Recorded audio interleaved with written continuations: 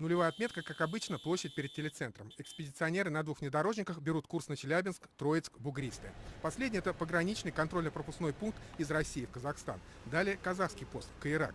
Вдоль дороги огромное скопление большегрузных машин, очередь. Но все формальности пройдены, и наша маленькая колонна из Уфы вырывается на просторы казахских степей. Через 18 часов движения экспедиция останавливается на озере Щучье. Это территория национального природного парка Бурабай. Здесь проходит чемпионат Республики Казахстан по подводной охоте. Уфимские подводники с удовольствием принимают участие в этом спортивном празднике.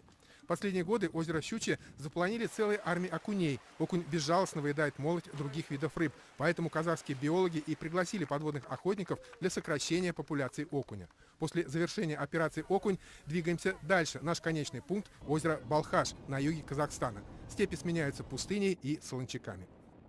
Еще сутки движения, наконец, перед нами открываются голубые просторы водной жемчужины Азии. Балхаш – уникальное озеро. В одной его половине вода соленая, а в другой пресная. В озеро впадает 7 рек, но истоков у него нет. Говорят, что под Балхашем есть еще одно подземное озеро. Богатые рыбные ресурсы Балхаша. Сюда приезжают рыбаки и подводные охотники со всего Казахстана, из России, Киргизии. И тут поклевка такая неожиданная. Я начала тянуть, вроде бы, как обычно, сазанчик.